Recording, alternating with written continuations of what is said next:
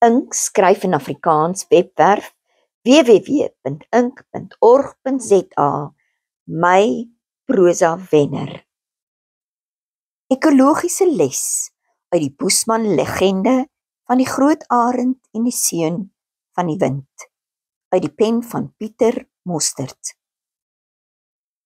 Boesman mites en legendes is 'n ryk en diepgaande versameling van mondelinge oorleweringe. Hierdie mondelinge oorleweringe van hulle is oor baie jare heen van geslag tot geslag oorgedra.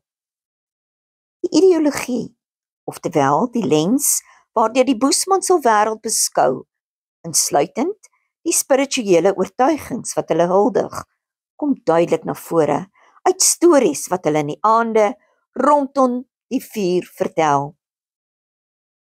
Tydens my navorsing oor Boesmans was ek veral diep geraak deur die besonderse verbondenheid wat hulle met die natuur het en steeds handhaaf. Die Boesmans se sienswyse ten opsigte van die natuur spreek uit die wyse waarop hulle by die natuur inskakel. Hulle beskou hulself as deel van die natuur en nie as bo die natuur verhewe nie. Laasgemelde kom duidelik na vore uit die gesprekke tussen my en 'n Boesman leier in die Kalahari in die noorde van Botswana. Uit hierdie gesprekke van ons het ek onomwonde tot die diepe besef gekom dat daar tradisioneel en nog steeds 'n diepe kosmiese eenheid tussen die Boesmans en die skepping en spesifiek die natuur bestaan. Ek noem net terloops dat ek tans besig is om 'n boek in Boesman Patois Afrikaans te skryf, waarin ek die gesprekke tussen myself en Bix Appelblaar in verhaal of storieformaat opneem. Ek bied dan ook sodanige gesprekke in die vorm van 'n reeks kortverhale op Ink se webblad vir projekopdragte aan. Die Boesman se persepsie van wilde diere, asook hul geestelike ervarings en benutting van die natuur in hul alledaagse stryd om oorlewing, sonder om die natuur te beskadig, kom op 'n treffende wyse uit voormelde stories of verhale na vore. Ek was telkens sprakeloos verstom by die aanhoor van die Boesman stories rondom die vuur in die aande. Dit het my tot die besef gebring dat daar 'n diep geestelike en simboliese konnotasie heg aan elkeen van die stories of verhale wat aan my vertel was. Boesman mites is nie net stories of verhale nie.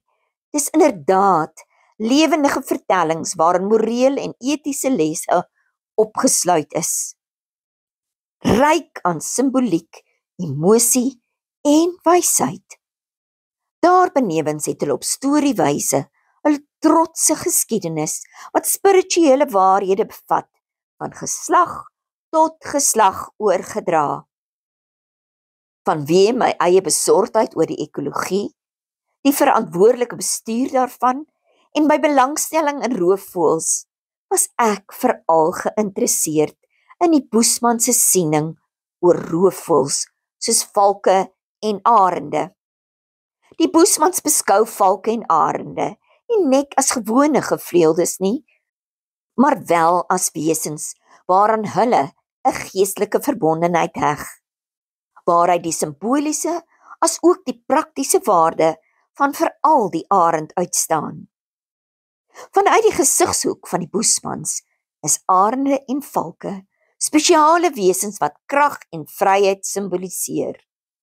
Die mening word gehuldig dat arende en valke vanweë die feit dat hulle, veral arende, hoog bo in die lug vlieg, as verbintenis met die geesteswêreld in die hemel dien, waar die gode woon. Daar is byvoorbeeld geglo dat wanneer 'n Boesman 'n droom oor 'n arend of valk gehad het, dit een of ander belangrike teken of geestelike leiding inhou. 'n Verhaal wat my egter baie geïnteresseer het, is die Boesman legende van die arend en die seun van die wind, omdat daar vir ons as rentmeesters van God se skepping 'n diep ekologiese les te leer verskuil is. Ek deel graag daardie verhaal met die leser. Baie lank gelede, toe die diere nog met mense kon praat, was daar 'n jong boesmanseun wat ure lank na die blou hemel bokant hom gestaar het. Hy het gewens dat hy ook kon vlieg, soos die arende wat daar hoog bo in die lug sweef. Daardie boesmanseun was die seun van die windvrou wat die wolke oor die duineveld en die vlaktes geblaas het. Op 'n dag het 'n massiewe breekoparend uit die lug neergedaal en op die verweerde stomp op die hoogste duin in die Kalahari woestyn gaan sit. Die boesmanseun het die arend gesien en besluit om na hom toe te stap en sy wens teenoor die arend uit te spreek. Miskien kan die arend hom dalk help om sy wens om te kan vlieg te verwesenlik, het die seun by homself gedink. Daardie groot arend het tog sekerlik toegang tot die gode wat in die hemel woon, het hy hardop vir homself gesê. Toe daardie boesmanseun uiteindelik by die arend uitkom, was hy verbaas om te verneem dat die arend lankal reeds bewus is van die seun se begeerte om te kan vlieg. Die arend sê toe vir die boesmanseun: "Voordat jy kan vlieg en die Kalahari vanuit die lug daarbo kan sien, moet jy eers leer wat dit beteken om 'n jagter van die lug te wees." Die seun het ingestem en die arend het hom op sy rug geneem.